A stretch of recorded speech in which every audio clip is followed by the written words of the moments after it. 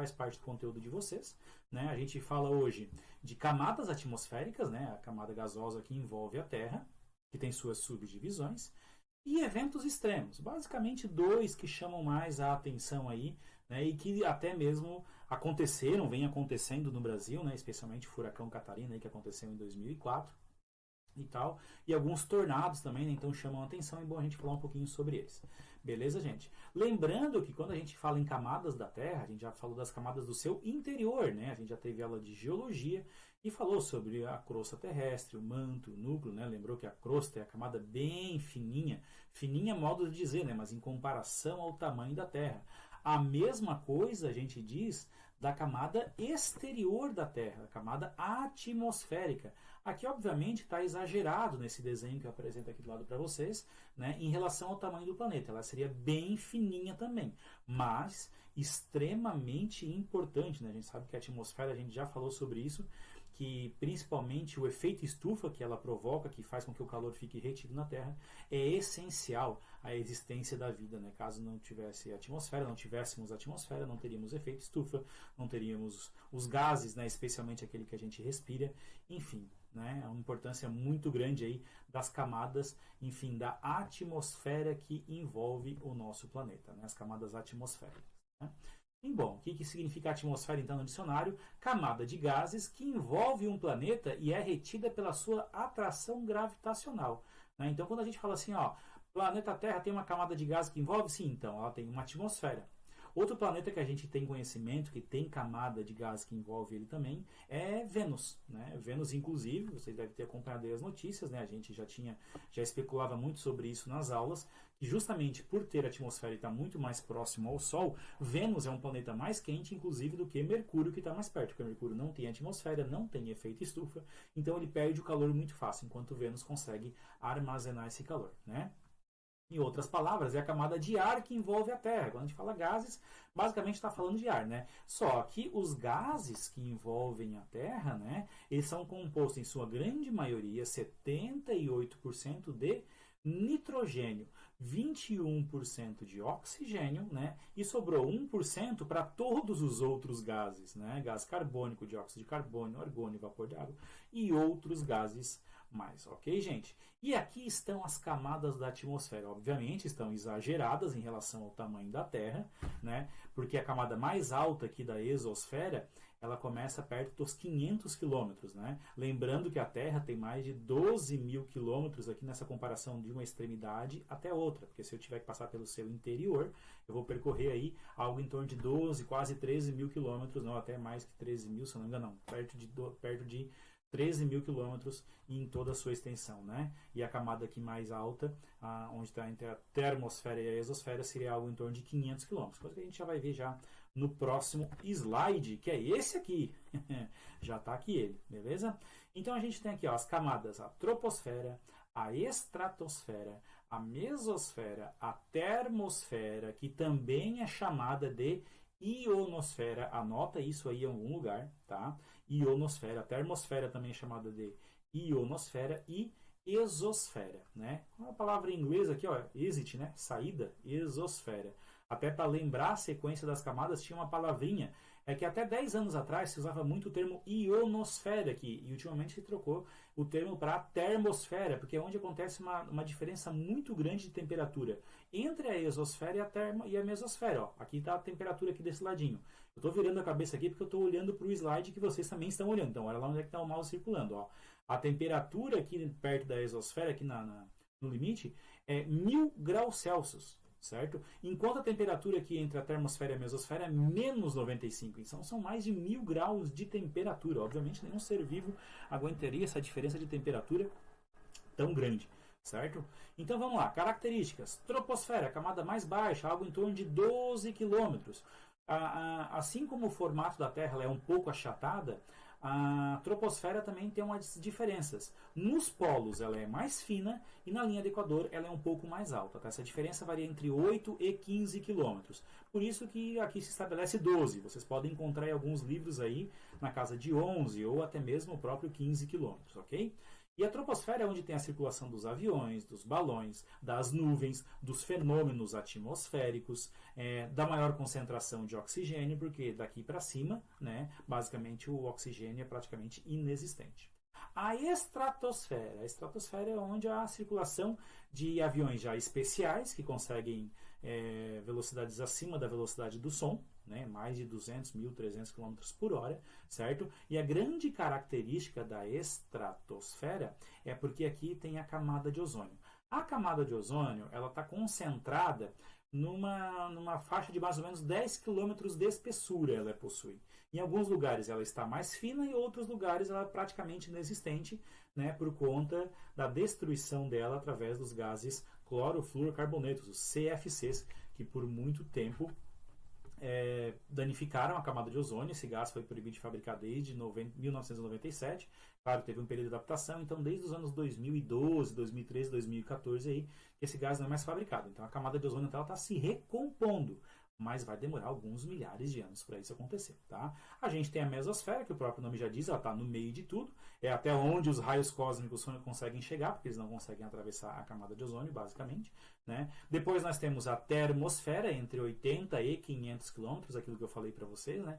Entre 80 e 500 km.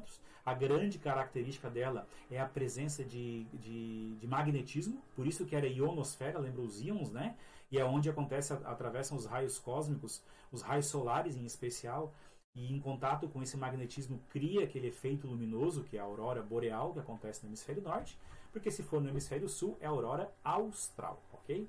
E por último, a exosfera, que é o limite com o espaço. Começa entre 500 e aí não tem um limite muito certo, porque vai entre 500 e 1.000 km de altitude, ou até 5.000 km de altitude. Basicamente é onde tem uma pequena influência da força gravitacional na Terra. Então por isso que os satélites, até aqui está escrito a Sputnik 1, o primeiro satélite enviado, né? Mas hoje a gente tem mais de 1.000 satélites aí circulando a órbita da Terra, né? Então eles têm uma certa atração gravitacional, para tanto eles não se desprenderem da força gravitacional da Terra, ou então serem sugados pela força gravitacional da Terra. Então está numa região aí de equilíbrio, de acordo com a disponibilidade da função desse satélite. Então essas são as camadas atmosféricas. Obviamente, a camada mais importante para a gente é a troposfera, né? Camada atmosférica mais próxima da Terra, cuja a espessura aumenta do polo para o Equador. Eu falei até 8, na verdade é de 5 a 18 km. Então no Polo Norte e no Polo Sul, essa camada tem mais ou menos uns 5 km. E no Equador chega a 18 km. Né? A troposfera ela é muito importante porque ela é onde a gente encontra o oxigênio, né? E é onde a gente tem os eventos atmosféricos.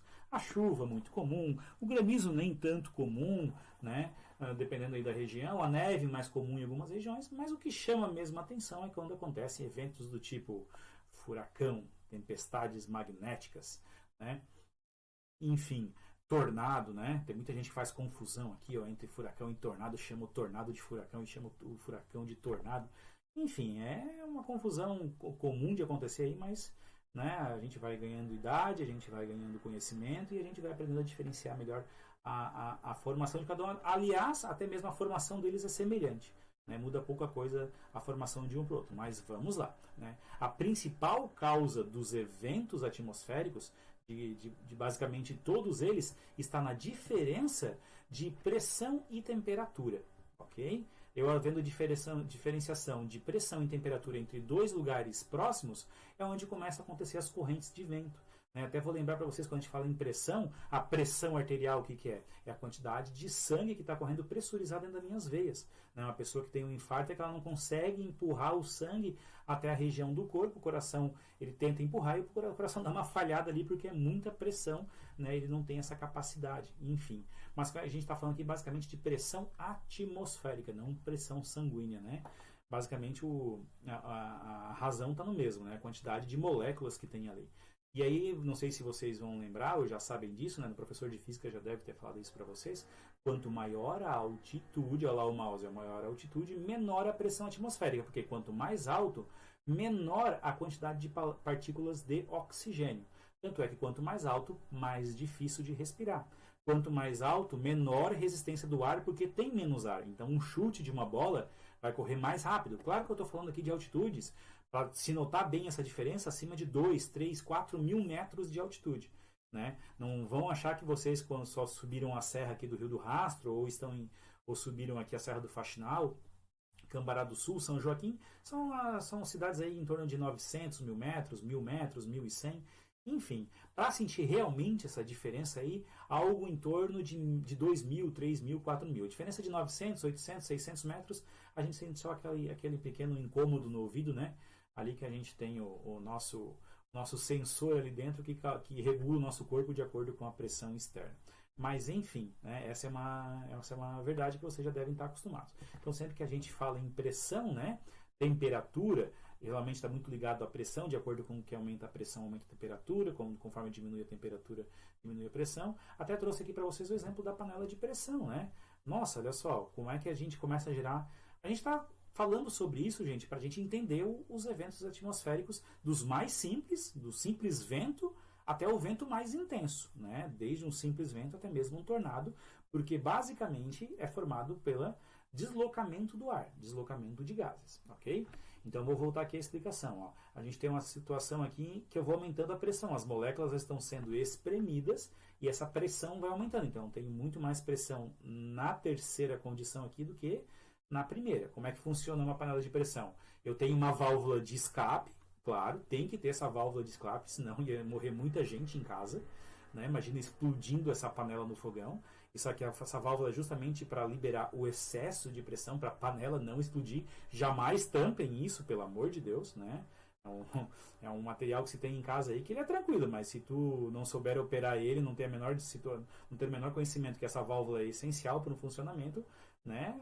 Tá todo mundo ferrado aí, certo? Mas olha só, por que o cozimento na panela de pressão ele é mais rápido? Porque você está aumentando a pressão ali dentro. As moléculas estão muito mais quentes, porque elas não têm como sair para se resfriar, e elas estão se deslocando numa velocidade mais rápida, porque elas não têm para onde ir. Né? Aquele excesso, obviamente, vai sair pela tampa. Tanto é que quando a gente quer terminar o cozimento, a gente levanta aquela tampinha ali e sai toda aquela pressão ali. Aquela pressão lá dentro, ela entra mais fácil no alimento para poder causar, então, seu cozimento mais rápido. Certo, gente? Bom, enfim, eu acho que vocês entenderam, né? Basicamente, a diferença de pressão, que tem a ver também com a questão de temperatura, é o que origina os ventos.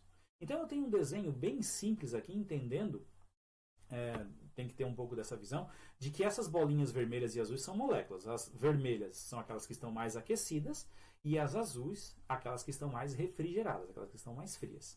Certo? Conforme a gente tem aqui embaixo, não sei se vocês notaram, aqui eu tenho um continente, ó, tem uma parte...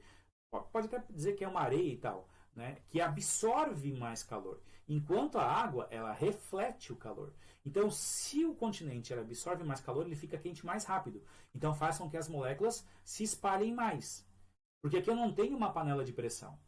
Né? Eu não tenho nada fechando, deixando aquela pressão ali. Eu tenho sim um ambiente aberto. Então, as moléculas estão livres para circularem. E as moléculas azuis aqui do lado estão sobre o oceano, elas estão mais frias. Então, a tendência delas é fazer esse movimento, como vocês estão vendo aqui, ó, o vento. Ó, o vento vem do mar em direção ao continente. Esse é o vento mais comum que a gente tem. É o comum nordestão, né, do verão, do inverno aí também, mas muito mais comum no verão, são os ventos nordeste, porque o mar, as águas, os lugares onde estão mais frios, as moléculas vão vir para ocupar o espaço daquelas moléculas que saíram dali por causa do calor. Certo? Isso também acontece em lugares que tem a diferença de altitude, um lugar muito alto, próximo a um lugar muito baixo. São regiões onde tem ventos muito constantes. E aí é que vem a ideia. Quanto maior a diferença de pressão, né, ou também pode-se dizer, obviamente, a maior diferença de temperatura, que vai originar essa diferença de pressão, maior vai ser a velocidade dos ventos. Pronto. Está tudo entendido agora. Se você entendeu o que eu acabei de dizer, maravilha. Se não entendeu, volta o vídeo e vê a explicação de novo. Mas basicamente é isso. Porque se eu tenho uma diferença muito grande de diferença de temperatura e pressão, mais rápido vai ser o deslocamento dessas moléculas.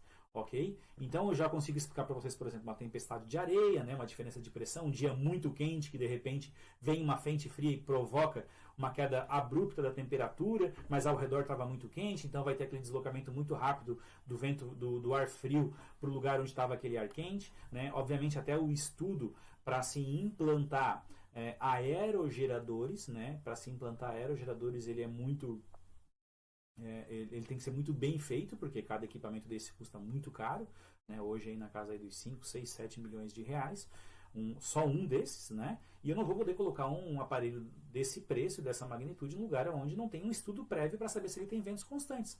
E geralmente esses lugares preferíveis são onde? Áreas litorâneas, né? Próximo a um grande lago, né? Ou próximo a um oceano, ou próximo a lugares onde tem diferenças de altitude, como a gente tem em São Joaquim, né? Ali no, Bom Jardim da Serra, como a gente tem em Osório, como tem no Nordeste brasileiro. Então sempre tem esses lugares aí preferíveis onde os ventos são mais constantes. Certo, gente? Bom, então como eu falei para vocês, 2 eventos basicamente chamam um pouco mais a atenção da gente. Um deles é o tornado, né? Um deles é o tornado é esse menor aqui, mas também com capacidade de destruição muito grande aonde ele atinge, né? Basicamente, onde ele atinge e num raio de 50, 100 metros, dependendo obviamente do tamanho do tornado, se ele for maior, vai ter uma área de influência maior, ele vai provocar uma destruição muito grande, certo? Aqui a gente vê a imagem de um carro parado aqui, mas pela distância, pode até ser que onde a pessoa esteja não tenha vento nenhum, né? O vento está concentrado só lá naquela região onde está acontecendo, onde ele faz aquele funil, que ele suga, né, tudo que está embaixo ali, para compensar a diferença de pressão vertical. Olha só, existe uma pressão e uma temperatura aqui em cima, existe uma pressão e uma temperatura aqui embaixo. Então é como se ali o céu lançasse uma forma de buscar compensar e equilibrar essas pressões, como a gente tem no desenho aqui do lado. Ó. Para se formar um tornado, é preciso haver o encontro de uma corrente de ar quente com uma corrente de ar fria. Ok? Nuvens de grandes extensões, principalmente de comprimento vertical, lembra? Vertical, comprimento vertical, propicia o movimento de ar quente que sobe e ar frio que desce, certo? É como a gente tem um movimento típico da pia, né? Que começa a criar o redemoinho porque a água quer descer e o ar, por algum lugar, ele vai subir, obviamente, e aí cria o efeito de redemoinho. No caso aqui, as trocas que a gente está tendo é entre a descida do ar frio e a subida do ar quente. Então está muito quente lá embaixo e está muito frio lá em cima. Okay? O movimento de rotação na base da nuvem se forma a partir do encontro dessas massas. A formação de um funil dentro da nuvem se dá a partir desse movimento. O fenômeno só é classificado como tornado caso o funil alcance o solo. Eu posso ter um movimento só lá em cima, mas ele só vai ser um tornado se ele tocar o chão. Eita, coisa séria. Né? A gente tem diversas imagens aí, procurar no YouTube, aí vocês vão achar diversas imagens de tornado, né? E o tornado, então, ele é classificado de acordo com a velocidade com que ele atinge, certo? A escala Fujita mede a intensidade de tornado, então tem que tomar muito cuidado, porque quando fala em tornado, é F0, F1, F2, F3, F5. E quando fala em furacão, é categoria 1, categoria 2, categoria 3, categoria 4, e assim por diante. Tá? Então, quando é tornado, F1, F2, F3. E a letra F lembra furacão, né? Então não pode usar um com o outro. São diferentes e as velocidades também são diferentes. Tá? Então, por exemplo, um F0 vai de 60 até 120. Um F1 vai de 120 a 180. Aí, o Catarina, professor. Aí, ó, tá ali o Catarina. O Catarina atingiu 163, 168. Não, não é o Catarina, porque o Catarina foi um furacão. Certo? Vamos lembrar disso. Não foi um tornado. Porque se fosse um tornado, ia ser uma área bem pequena. Né? E um furacão, ele é de proporções muito maiores. Então ele vai aqui ó, de 60 e pode chegar até 500. Na verdade não há um limite aqui, né? Mas os mais fortes é registrado na casa dos 430, 450 km por hora. Obviamente, intensamente destruidores. Né? Não sobra nada. Sobra nada. Certo, gente? E uma diferença básica entre tornado e tromba d'água. Basicamente, onde o funil toca. Se o que ele tocou é continente, é um tornado. Se o que ele tocou é água, é tromba d'água. Aqui ele está sugando, né? Na verdade, na primeira situação, ele está sugando o que está sobre a superfície do continente aqui, então é um tornado. E se ele está sugando a água, certo? Que é isso que ele acaba fazendo, porque não tem mais o que sugar numa região como essa. Se tiver um barco, ele vai sucar o barco também, e assim por diante, né? Enfim, aí vai ser tromba d'água. Basicamente, a diferença entre os dois não está na sua formação, e sim no que ele toca. Ok? Bem fácil de entender. E a formação do furacão também tem tudo a ver com aquilo que eu falei para vocês, que é a diferença muito grande de temperatura e pressão. Só que, diferente do tornado, o furacão ele é de proporções muito maiores. Enquanto um tornado tocando o chão pode ter ali a sua base até 1 quilômetro de largura, 1,5 km, mas geralmente é 50 metros, 30 metros, 10 metros, 20 metros, enfim, são vórtices menores. O furacão pode ter até 400 quilômetros, né, de área atingida por ele, né? O normal aí na casa dos 100, 150, 200, mas já tem furacões que chegaram perto dos 400 quilômetros de área de atuação. Conforme ele vai avançando, ele vai atacando 400. Imagina, é como se fosse um furacão atingir aqui o sul, como já atingiu o Catarina em 2004, né? Ele atingiu da região de Tubarão até Torres, mais ou menos. Né? Uma região aí, algo em torno de linha reta de entre 80 e 100 quilômetros em linha reta, digamos assim. Certo, gente? Bom, basicamente a explicação aqui do lado, ela vai dizer que acontece as diferenças de temperatura e pressão, né? Basicamente o que age muito aqui é a evaporação de água, então os oceanos têm que estar muito quentes, e aí acontece o encontro desse vapor de água com uma frente fria que está lá em cima muito grande. E aí provoca toda a reviravolta na parte superior, né, na parte das nuvens, e é onde se forma então um furacão. E aí, como eu falei para vocês, os furacões, aí vai ter a movimentação da massa de ar, vai ter a movimentação de rotação da Terra, tudo isso vai influenciar porque esse furacão ele começa a se movimentar. Né? Na maioria das vezes ele se forma no oceano e ele termina sua formação em cima do oceano mesmo. Mas se ele se forma próximo ao continente, há a tendência de ele ir avançar em direção ao continente por causa dos movimentos de rotação da Terra. Né? Conforme vocês veem a rotação da Terra, conforme ela é muito rápida, ela tem essa influência de fazer com que os furacões também se movimentem. Certo, gente? Então, assim, ó, a escala de ventos de furacões Saffir-Simpson é essa daqui, ó, categoria 1, categoria 2, categoria 3, categoria 4 e assim por diante, de acordo com a velocidade. Ok? Então, no tornado é F1, F2, F3, F4. No furacão é categoria 1, categoria 2. Inclusive o Catarina está aqui, ó. Como ele chegou na casa de 100, se eu não me engano, 163 km por hora, né, não é bem exato isso, mas eu tenho certeza que ele é categoria 2. Eu só não tenho exatidão agora qual é a velocidade que ele atingiu. Mas se eu não me engano, 163 ou 167 km por hora.